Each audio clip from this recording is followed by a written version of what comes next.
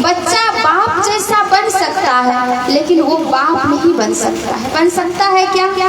तो हम सब जो परमात्मा हम सभी को भाग्यवान बनाने के लिए आए हैं, मनुष्य से देव समान बनाने के लिए आए हैं, तो हम सब वैसे बनेंगे, लेकिन भगवान तो नहीं बन सकते ना। तो परम पिता परमात्मा अब इस कलयुग के अंत और सतयुग के आदि का एक जो बीच होता है, वो उसको संगम युग के नाम से हम सभी जानते हैं।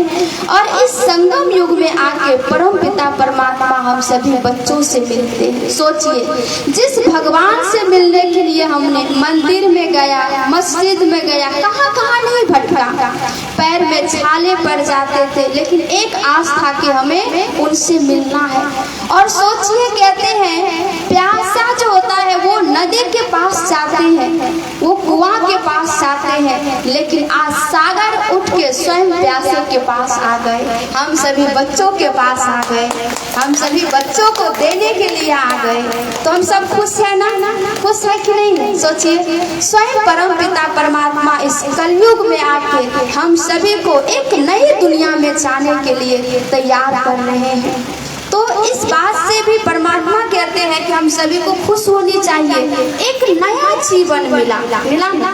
कहते हैं कि जब आपको कोई एक्सीडेंट हो जाता है, कुछ ऐसी परिस्थिति आ जाती है, जब उससे वो उबर जाते हैं तो कहते हैं आज से मेरा नया जीवन मिला। उसी तरह से देखिए, जब परम पिता परमात्मा हम सभी के जीवन में आके हम सभी के जीवन को इतना श्रेष्ठवान बना रहे हैं, मूल्यवान बना रहे हैं, एक नई दुनिया के लायक बना रहे हैं, तो हम सब भी तो बहुत भाग्यवान है ना, है कि नहीं है? तो हम सब का भी एक नया जीवन हुआ कि नहीं हुआ? पहले हम सब जानते थे कि हम सब कौन है, लेकिन आज पता चला जाके कि हम सब एक आत्मा है, और आत्मा अजर अमर अविनाशी है।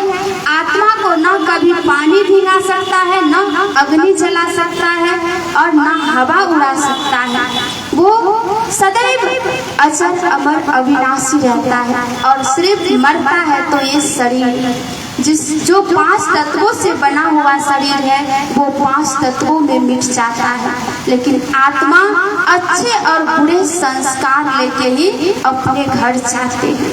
देखिए, मैं आप सबको एक छोटी सी स्टोरी सुना रही हूँ कि एक राजा था, और उस राजा को 2 बेटा था, और बड़े वाला जो बेटा था उसका शादी तो पहले हो चुका था, और छोटे वाले बेटा का उसने शादी किया, और 2 दिन हुई, नई नवेली दुल्हन घर में आई, और कहा कि इस घर का नियम है। अपने बड़ी बहू से बोली, जाके उनको बता दो कि इस घर में कोई भी दान में पुण्य नहीं करता है, ठीक है? तो कहा ठीक है, नहीं करेंगे। एक दिन क्या हुआ, और उनकी छोटी वाली बहू जो थी वो बहुत गुणवान थी।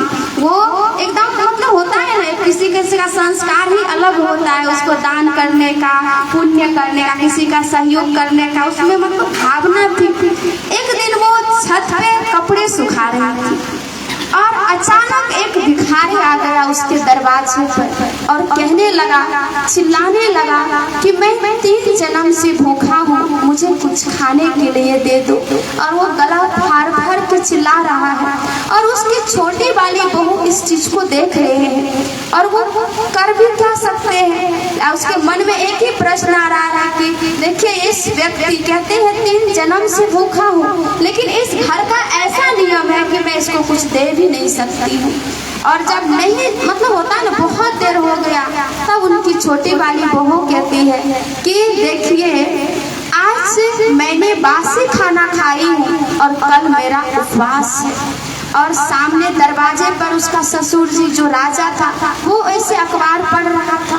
ये बातें राजा ने सुन लिया, और उसको बहुत गुस्सा आया अंदर से कि अभी तो मेरे घर में सभी 56 प्रकार का भोजन खाए हैं, फिर भी मेरी बहू ऐसे बातें क्यों बोली, उसको नहीं बोलना चाहिए। और वो गुस्सा में आके क्या किया, अपने बहू को मायके भेज दिया। मतलब नहीं सोचा नहीं समझा मायके भेज दिया।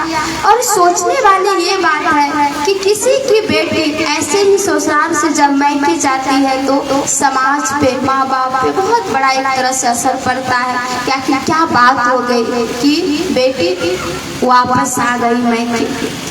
तो ऐसे कुछ दिन हुआ, कुछ पल हुआ, तो माँ बाप सोचने लगे कि कुछ पूछा जाए कि आखिर सच क्या है। और माँ बाप को तो विश्वास था ना अपने बच्चे पर कि मेरी बेटी तो ऐसी नहीं है, उसका तो संस्कार बहुत अच्छा है एक तरह से। तो ऐसे समाज में 10 कोई को बैठाए और फिर उस राजा को भी बुलाए। तो राजा ने अपने सारे बातें रखे उस बीच में कि आपकी बेटी मेरे घर में रहने लायक नहीं है, आपकी बेटी मेरे समाज में मेरा बदनामी फैला रहे हैं। जो डेली के डेली 56 प्रकार का भोजन खाते हैं, वो एक भिखारी को बोले कि मैं आज बासी खाना खाई हूँ, अब कल मेरा उपवास है। सोचिए, और कल ये बातें पड़ोसी को पता चलेगा, परसों समाज को पता चलेगा, तो सब लोग तो मेरा तो मतलब होता है ना, बदनामी करेंगे कि सिर्फ नाम का राजा है, देखने से राजा है। तो ऐसे ही बातें हुआ। तो सभी बोले कि अच्छा ठीक है, लड़की को बुलाए कि आखिर क्या क्यों ऐसे शब्द बोले। तब उसकी छोटी वाली बहू बोल रही है कि हम इसलिए बोले कि हम जो पिछले जन्म में जो कर्म किए वो तो मैं अभी, वो फल तो मैं अभी खा रहे हैं हम सब, लेकिन अगर अभी हम नहीं करेंगे तो फिर आगे के जन्म में तो हम भूखे रहेंगे। तो इसलिए मैंने कहा कि आज मैं बासी खाना, अर्थात मैंने जो पिछले जन्म में जो कर्म किया वो मैंने अभी खाई, और अभी नहीं करेंगे तो कल मेरा उपवास रहेगा। और वो भिखारी बोला कि मैं 3 जन्म से भूखा हूँ। एक जन्म में भिखारी के पास बहुत कुछ था, लेकिन अभिमान बस उसने कोई दान पुण्य नहीं किया। और दूसरे जन्म में उसके पास इतना ही था कि वो अपने से ज्यादा था ही नहीं कि वो दान पुण्य कर पाते थे।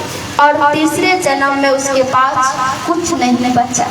तो कहने का भावार्थ यही है कि परम पिता परमात्मा हम सभी को कहते हैं, अगर देखिए भगवान जो है वो सर्वशक्तिमान है कि नहीं है, वो जो चाहे वो कर सकते हैं कि नहीं कर सकते हैं, फिर भी ये जिम्मेवारी हम बच्चों पर क्यों सौंपते हैं। बाबा कहते हैं, परमात्मा कहते हैं कि जो करेगा वो फल को प्राप्त करेगा कि नहीं करेगा। तो इसी तरह से देखिए, अब अपना ही हम तन मन धन से इस भारत को स्वर्ग बना रहे हैं। क्या सबका इच्छा